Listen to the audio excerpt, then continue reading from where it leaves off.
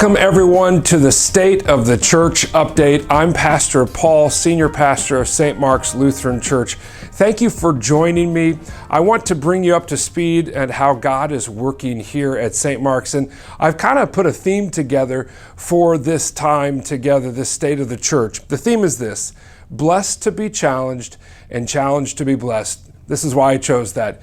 We are blessed to be challenged, and we're in a challenging time. And whenever you're in a challenging time, you've got to rely on God, and God blesses you through that. We're also challenged because God has tremendously blessed us.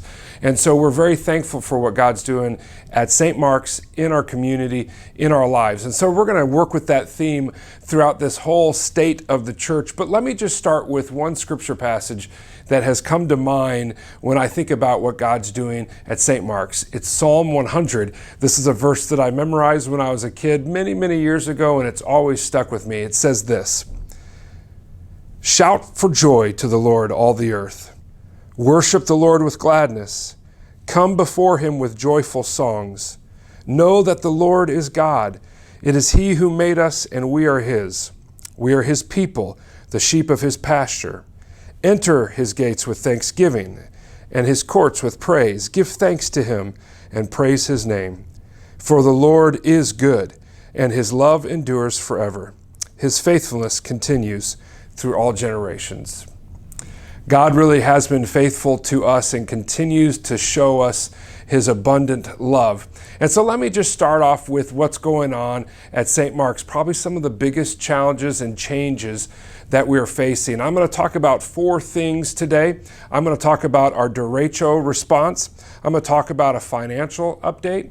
I'm going to share with you a new ministry that we're starting here at St. Mark's. And then I'm going to share with you our worship schedule coming up this fall. First things first, though, I had to write these numbers down because we have seen such transition over the last year. I've been here almost 11 months now, and we've seen a tremendous transition in staff. And I want you to know that we have a great staff. If you didn't get a chance to look at our staff video online, you can check it out on our Facebook page.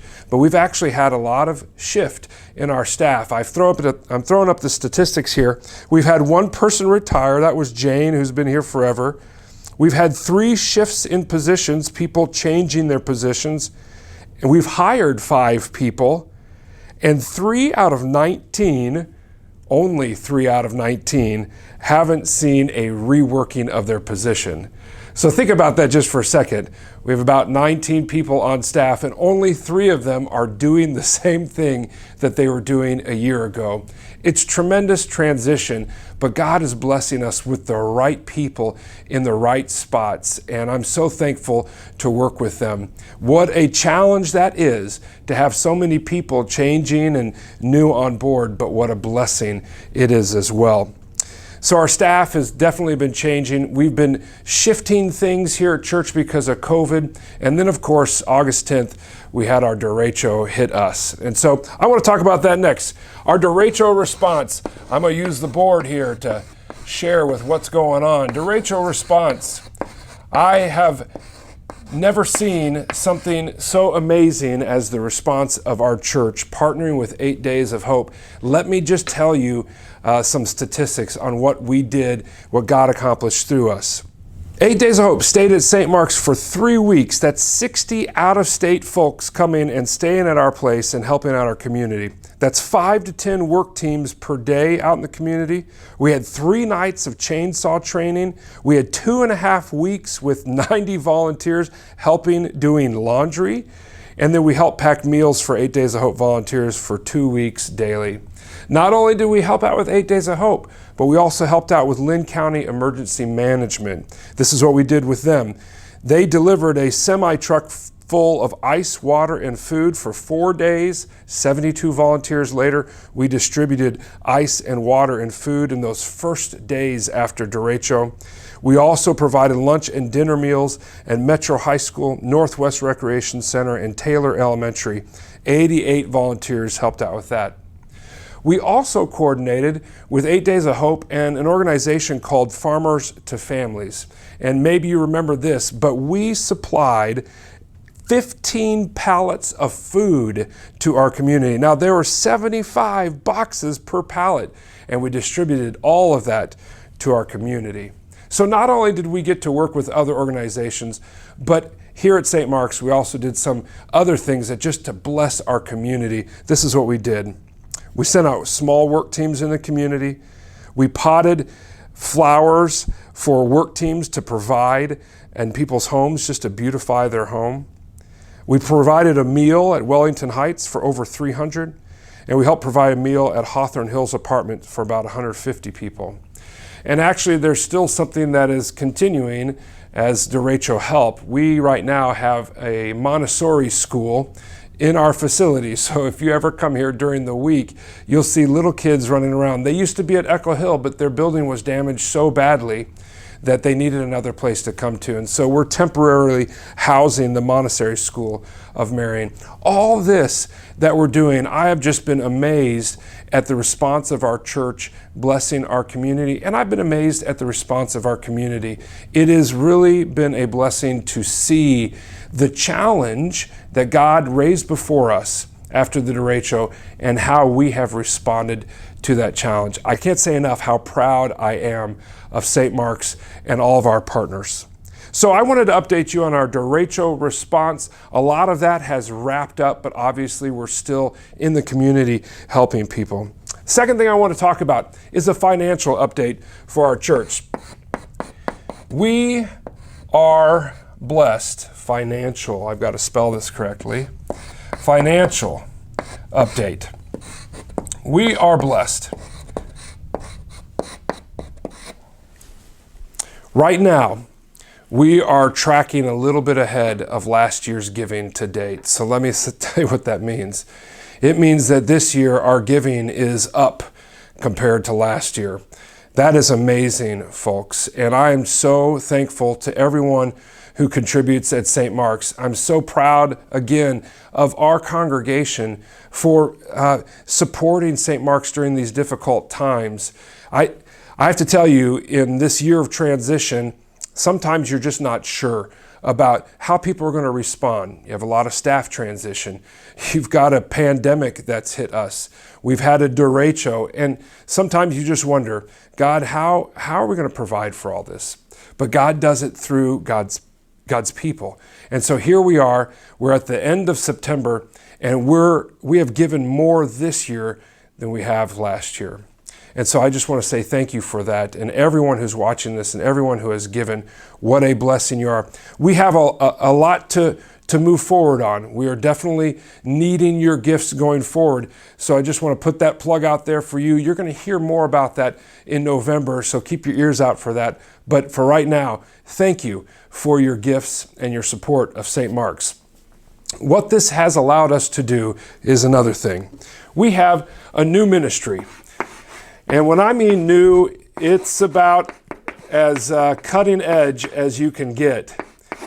And it's what we call Livestream. Livestream. What is this? Well, let me tell you, right now, every Sunday, we pre-record everything. When the pandemic started, this was about Palm Sunday of this year, we scrambled quickly to figure out how do we put things online since we weren't gathering together. In that process, we learned that actually there are a lot of people who view our church online, and we've seen a ministry begin there. We realized that we spend about 40 hours a week between all the different staff people recording, editing, and producing Sunday mornings. And that's just very difficult to sustain. One of the things I realized when I first showed up here is that we didn't really have a whole lot of Sunday morning presence online.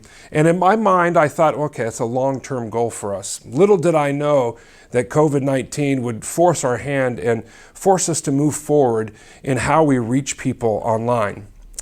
Over the summer, we've had some generous donors contribute to this new ministry, installing this technology in our sanctuaries so that we can live stream. And so I want to announce to you that starting December, the first Sunday in December, we are going to have our first live stream services here at St. Mark's. What that means is that it's not pre-recorded. We don't have to do all that effort of pre-recording. What it means is that what you see on Sunday mornings is what will stream live to the world every Sunday. The technology, the company that we're using, it's coming in here in October. We'll be practicing things in November. You'll see a shift in how we record and what it looks like on Sunday mornings. And I promise you, you're going to be blessed by this. We are so excited to be able to start this new ministry, even in these difficult times, to reach people with the gospel online. We're really thankful that God is using us in this way. This challenge has produced a blessing. So start looking for live stream technology and updates. You'll hear a lot of that from Jason Christensen, our director of worship. So the final thing I want to share with you also talks about worship, and that's our worship schedule for the fall. Worship schedule. A couple of weeks ago, we sent out a survey asking the congregation to tell us what they thought would be the best times to worship, how they like to worship. And to be frank, most of the survey was pretty split. 60-40, 55-45 of people with their opinions. But it did help us understand that when we shift to indoor worship, we need to provide opportunities for people to come and worship indoors. And so we took some assumptions from that survey. Some of the questions that we asked help us to understand how many people want to worship indoors.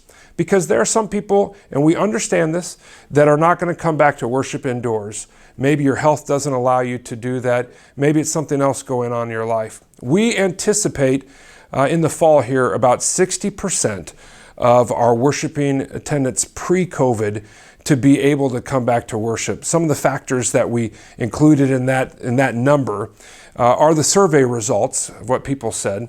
Number two, how many people will be quarantined from school, depending on what they're doing.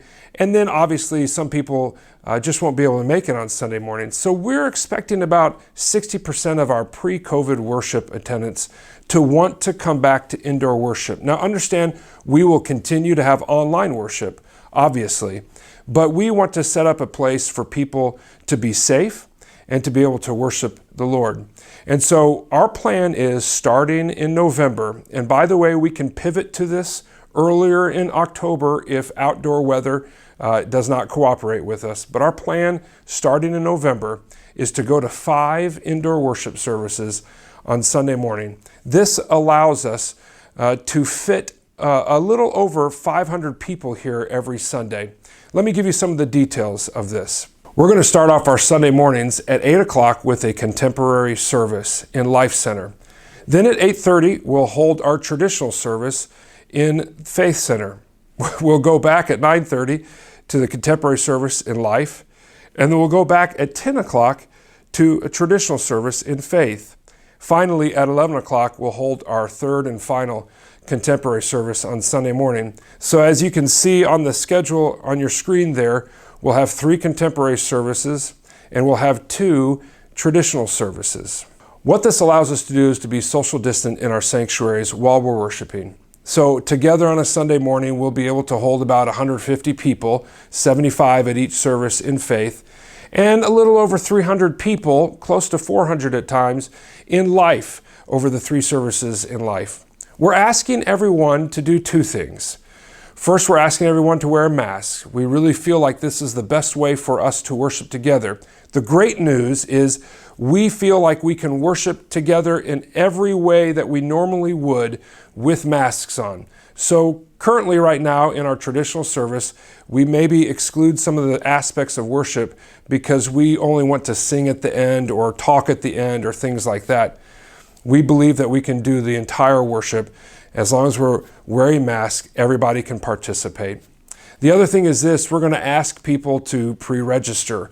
And the reason we're doing that is not because we insist on knowing that you're there. That's not what we're looking for. We need to know how many people are coming to each service. especially if you enjoy coming to a contemporary worship service. We're really going to ask your support to come either to the 8 or the 11 if you can. We know that the 9:30 service will be the most popular. This is according to our surveys. And so if you have the ability to go to the 8 or the 11 o'clock service, we just invite you to do that. Another note about the contemporary services on those Sundays is that at the 9:30 and 11 o'clock service, we're going to have children's church. So especially maybe if you're not bringing children to children's church, consider coming to the 8 o'clock service. With all of this said, this is our plan today for starting in November. We're going to hold this plan through the end of December. Of course, though, we can pivot at any moment. If we feel like a service is not being well attended and we need to move to a Saturday night service or a Sunday night service, part of our survey was asking questions about that, we will certainly do that. This is the plan going forward. We feel like it's the best way right now to respond to the needs of our congregation here in the fall.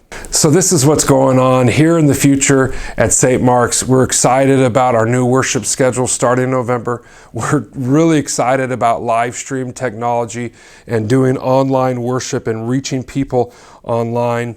We are totally blessed by the giving of our congregation. We're so thankful for that. And then God's used us in tremendous ways to respond to the disaster of a derecho.